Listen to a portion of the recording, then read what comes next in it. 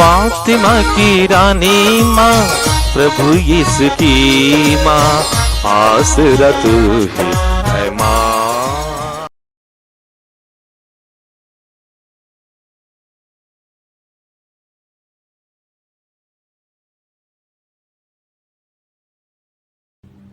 पहला पाठ उत्पत्ति ग्रंथ अध्याय 12 पद संख्याएं 1 से 9 तक। पाठ का मूल वाक्य है, अब्राहम चला गया जैसा कि प्रभु ने उससे कहा था। प्रभु ने अब्राहम से कहा, अपना देश, अपना कुटुंब और अपने पिता का घर छोड़ दो और उस देश जाओ जिसे मैं तुम्हें दिखाऊंगा। मैं तुम्हारे द्वारा एक महान राष्ट्र उत्पन्न करूंगा, तुम्हें आशीर्वाद दूंगा और तुम्हारा नाम इतना महान बनाऊंगा कि वह कल्याण का स्रोत बन जाएगा।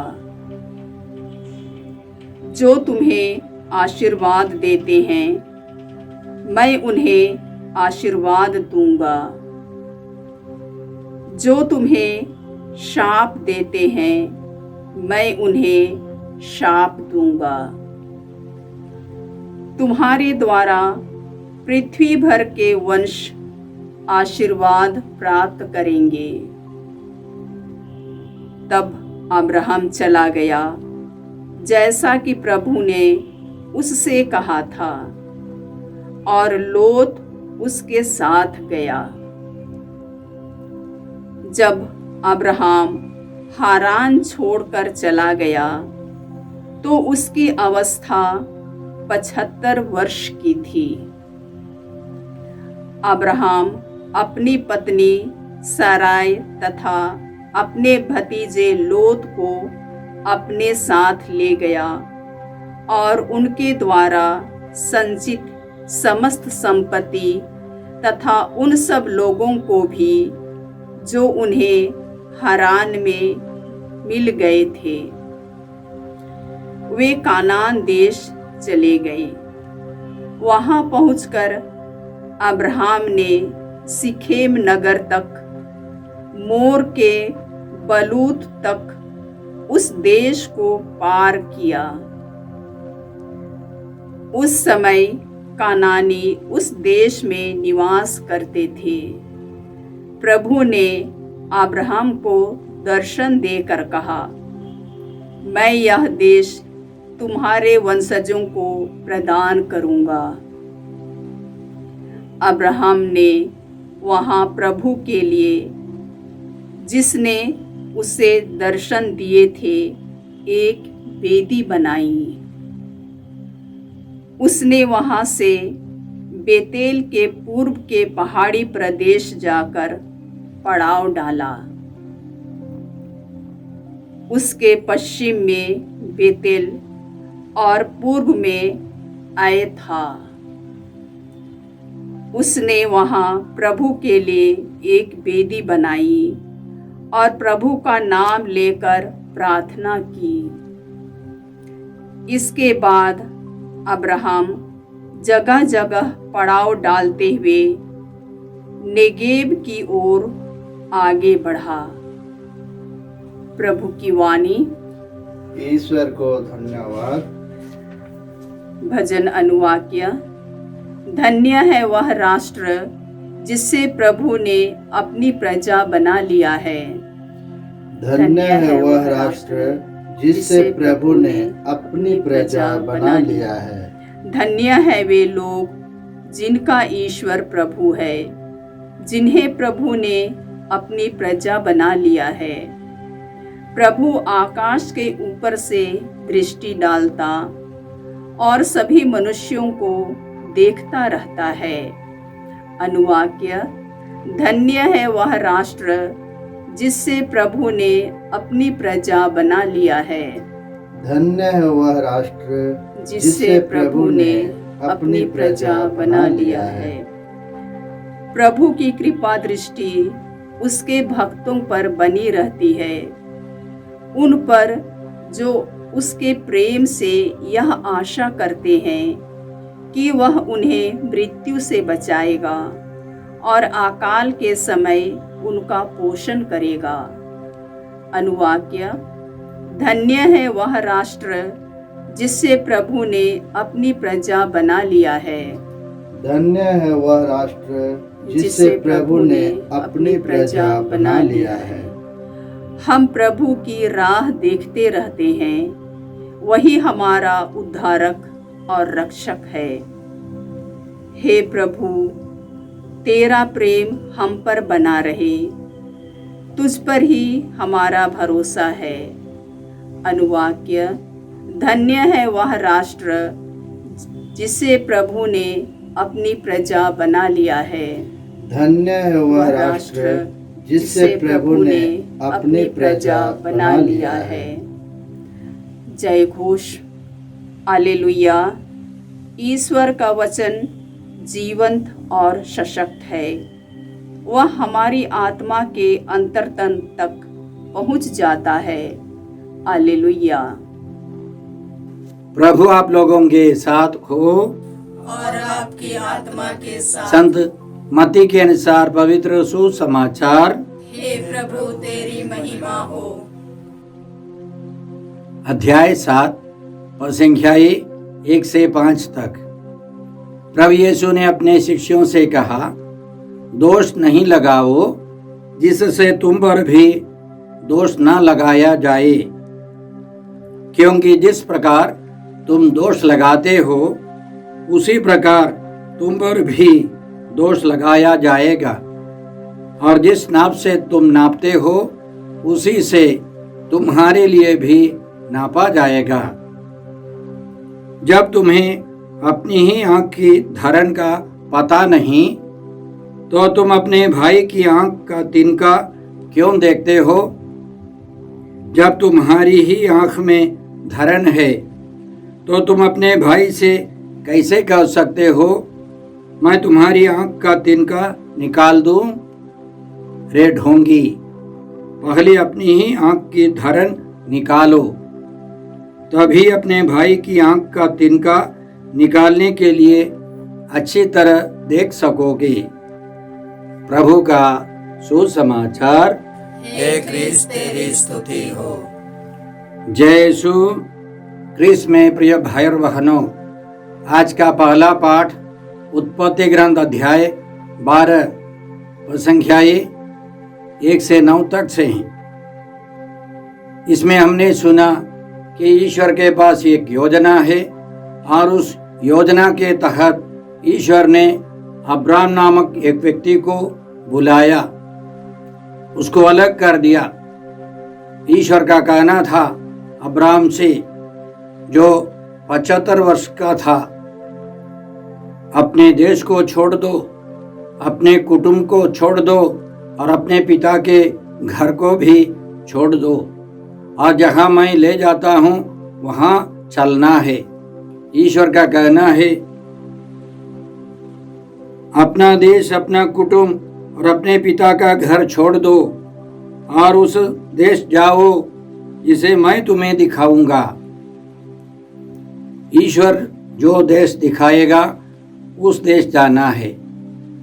अपने देश को भी, अपने खानदान को भी, अपने परिवार को भी छोड़ना है। क्यों? तभी ईश्वर की योजना अब्राहम में पूरी हो जाएगी, प्रकट हो जाएगी और पूरी भी हो जाएगी। ईश्वर की योजना क्या है? ईश्वर आगे कहता है, मैं तुम्हारे द्वारा एक महान राष्ट्र उत्पन्न करूंगा और तुम्हें आशीर्वाद दूंगा, और तुम्हारा नाम इतना महान बनाऊंगा कि वह कल्याण का स्रोत बन जाएगा। जो तुम्हें आशीर्वाद देते हैं मैं उन्हें आशीर्वाद दे दूंगा, जो तुम्हें शाप देते हैं मैं उन्हें शाप दूंगा। तुम्हारे द्वारा पृथ्वी भर के वंश आशीर्वाद प्राप्त करेंगे। ईश्वर सबों को आशीर्वाद देना चाहता है, सबों की मुक्ति चाहता है, इसलिए एक जनता का गठन करना है, निर्माण करना है। इसलिए ईश्वर ने अब्राम को चुना और उसके देश को सब छोड़ने के लिए प्रेरित किया। उस समय अब्राम 75 वर्ष का था और उसने अपनी पत्नी और अपने भतीजे लोट को भी साथ ले लिए। नौकर चाकरों और संपत्तियों के साथ वो आगे बढ़ गया। प्रभु ने अब्राम को दर्शन देकर कहा, मैं यह देश तुम्हारे वंशजों को प्रदान करूंगा। अब्राम ने वहां प्रभु के लिए, जिसने उसे दर्शन दिए थे, एक वेदी बनाई। उसने वहां से बेतेल के पूर्व के पहाड़ी प्रदेश जाकर पड़ाव डाला। उसके पश्चिम में बेतेल और पूर्व में आई था। उसने वहां प्रभु के लिए एक वेदी बनाई और प्रभु का नाम लेकर प्रार्थना की। तो इन पवित्र वचनों से हम समझ लेते हैं कि ईश्वर और अब्राम के बीच में एक गहरा रिश्ता है और अब्राम ने ईश्वर के लिए एक वेदी बनाई, ईश्वर से प्रार्थना की, ईश्वर की आराधना की। अब्राम ईश्वर की बात मानकर कानान देश चला गया। उसको मालूम होने लगा कि एक विशेष जनता का गठन होगा। उसके वंशों से बहुत सारे लोग निकलेंगे और उनके द्वारा ईश्वर समस्त पृथ्वी पर आशीर्वाद बरसाएगा। यह वास्तव में प्रभु यीशु में पूरा हो गया है। इब्राहिम के गोत्र में प्रभु यीशु आए हैं। प्रभु यीशु ने अपने दुख भोग, मृत्यु और पुनरुत्थान की कृपा से पिता ईश्वर की योजना पूरी की। तो आज के पहले पाठ से, इन पवित्र वचनों से हम क्या सीखते हैं? सबसे पहले हमें अब्राम से यह सीखना है कि अपने देश को, अपने गोत्र को, अपने परिवार को हमें छोड़ना है।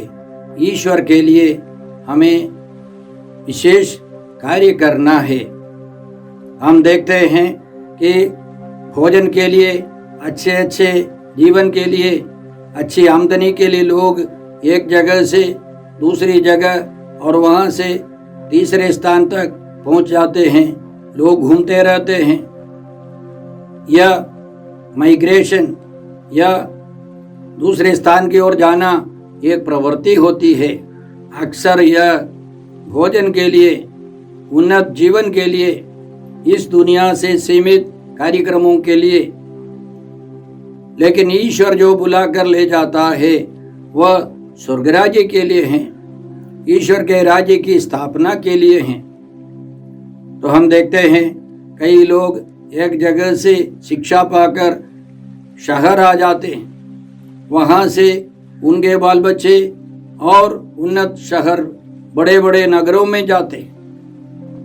यह एक प्रवृत्ति है। उन लोगों को भी समझना है कि वे इस लोक से सीमित जीवन नहीं बिताए, स्वर्ग राज्य के लिए काम करना है। जैसे वे नए नए स्थानों में बस जाते हैं, वहाँ भी सुसमाचार का प्रचार होना है, प्रभु के राज्य का विस्तार होना है। हम सब यह सीखें कि ईश्वर हमको बुलाता है पवित्र जीवन बिताने के लिए। हमारे द्वारा दूसरों को आशीर्वाद मिले, दूसरों को भी मुक्ति मिले, इसके लिए हमें योगदान देना है। साथ साथ अब्राहम हमको सिखाते हैं कि हमको ईश्वर की आराधना करनी है, ईश्वर से गहरा रिश्ता रखना है। हम पिता ईश्वर को धन्यवाद देते हैं क्योंकि उसने अब्राहम को चुना, बुलाया, अलग कर दिया, जिससे इस्राएलियों का गठन हुआ और इस्राएलियों से, यहूदियों से प्रभु यीशु का आगमन हुआ। हम धन्यवाद देते हैं पिता ईश्वर की इस मुक्ति योजना के लिए। आज के सुसमाचार की शुरुआत में प्रभु यीशु हमें सिखाते हैं कि दोष नहीं लगाओ, जिससे तुम पर भी दोष नहीं लगाया जाए, क्योंकि जिस प्रकार तुम दोष लगाते हो उसी प्रकार तुम पर भी दोष लगाया जाएगा, और जिस नाप से तुम नापते हो उसी से तुम्हारे लिए भी नापा जाएगा। कौन दोष लगाता है? एक व्यक्ति जो अहंकारी है, जो दूसरों को बर्बाद करना चाहता है, बदनाम करना चाहता है, ऐसा व्यक्ति दोष लगाता है। यीशु के इस प्रवचन की शुरुआत में अध्याय 5 संत मत्ती के सुसमाचार के अध्याय 5 पद संख्या 3 से हम लोग इस प्रकार पढ़ते हैं, धन्य है वे जो अपने को दीनहीन समझते हैं, स्वर्गराज उन्हीं का है। धन्य है वे जो नम्र हैं, उन्हें प्रतिज्ञादेश प्राप्त होगा। आगे यीशु ने कई बार समझाया कि दूसरों को क्षमा करना है, दूसरों को बर्दाश्त करना है। यीशु ने बताया अपने शत्रुओं को प्यार करो और जो तुम पर अत्याचार करते हैं उनके लिए प्रार्थना करो। और इसी तरह बोलते हुए यीशु आज समझाते हैं कि हमको दूसरों पर दोष नहीं लगाना है। क्यों? संत पौलुस हमको समझाते हैं रोमियों के नाम पत्र अध्याय 3 पद संख्या 23 में, सबों ने पाप किया है और सब के सब ईश्वर की कृपा से वंचित रह गए हैं, कोई भी व्यक्ति पवित्र नहीं है। इसलिए संत पौलुस तिमोथी के नाम दूसरे पत्र में इसी तरह लिखते हैं, बड़े धैर्य से तथा शिक्षा देने के उद्देश्य से लोगों को समझाओ, डांटो और ढारस बंधाओ। डांटना है, ढारस बंधाना है, समझाना है, शिक्षा देनी है, लेकिन दोष लगाने से कोई सुधरता नहीं है। लेकिन दोष लगाने से कोई सुधरता नहीं है, यह गलत तरीका है। इसलिए यीशु हमको सिखाते हैं दोष नहीं लगाना है। हमको क्या करना है? हमारे व्यक्तिगत जीवन में विशेष रूप से हम अपने अंतःकरण को जांच कर हमारे अंदर जो कमियां हैं उसको पहले दूर करने के लिए प्रयास करना है। इसलिए प्रभु यीशु कहते हैं, जब तुम्हारी ही आंख में धरन है तो तुम अपने भाई से कैसे कह सकते हो मैं तुम्हारी आंख का तिनखा निकाल दूं? और यीशु आगे समझाते हैं कि पहले अपनी ही आंख की धरन निकालना है और तब हम लोग दूसरों को मदद करने के लिए सक्षम हो जाएंगे। संत पौलुस इसके बारे में हमको अच्छी तरह समझाते हैं। रोमियों के नाम पत्र अध्याय 12 में और संख्याएं 9 से इसी तरह हम लोग पढ़ते हैं, आप लोगों का प्रेम निष्कपट हो, आप बुराई से घृणा तथा भलाई से प्रेम करें, आप सच्चे भाइयों की तरह एक दूसरे को सारे हृदय से प्यार करें, हर एक दूसरे को अपने से श्रेष्ठ माने, आप लोग अथक परिश्रम तथा आध्यात्मिक उत्साह से प्रभु की सेवा करें, दूसरों को अपने से श्रेष्ठ समझकर प्रभु की सेवा करें, प्रेम की उपासना करें। यह हमारे जीवन का लक्ष्य है। हम इसके लिए प्रभु से कृपा मांगते हैं। आज के सुसमाचार के द्वारा प्रभु यीशु यह भी हमको सिखाते हैं कि हम दूसरों को समझें। पहले अपने को समझने का प्रयास करें, प्रभु यीशु के सामने अपने को समझे और दूसरों को भी समझने का प्रयास करें। इसलिए ईश्वर ने योशुआ को बताया, अपने को पवित्र बनाए रखो, कल तुम्हारी आंखों के सामने ईश्वर चमत्कार करेगा। हमारी बाइबल की आध्यात्मिकता यह है कि हम अपने को पवित्र बनाए रखें, अपने अंतःकरण की जांच कर, पश्चाताप कर, प्रभु से क्षमा मांगकर पाप स्वीकार करे, पवित्र जीवन बिताए। इसलिए ईश्वर ने योशुआ को बताया, अपने को पवित्र बनाए रखो, कल तुम्हारी आंखों के सामने ईश्वर चमत्कार करेगा। अपने को पवित्र बनाए रखना है, दूसरों को पवित्र करने का काम ईश्वर का है। ईश्वर की कृपा से ही अन्य लोग पवित्र जीवन बिता सकते हैं। इसलिए हम लोग यह कृपा मांगते हैं कि हम प्रभु यीशु की इच्छा के अनुसार पवित्र जीवन बिताए, दूसरों की सेवा करें, दूसरों को समझे, उनकी भलाई का काम करते रहें। हे पिता ईश्वर, हे प्रभु यीशु, हे पवित्र आत्मा ईश्वर, आज के सारे पवित्र वचनों के लिए हम तुझे धन्यवाद देकर प्रार्थना करते हैं कि आज से हम किसी पर दोष नहीं लगाए, बल्कि उनको समझकर उनकी सेवा कर सके, उनकी भलाई के लिए सब कुछ कर सके। हम यह प्रार्थना करते हैं प्रभु क्रिस्त के द्वारा। हमारे प्रभु यीशु क्रिस्त की कृपा, ईश्वर का प्रेम और पवित्र आत्मा का साहचर्य आप सबों को प्राप्त हो। आमीन।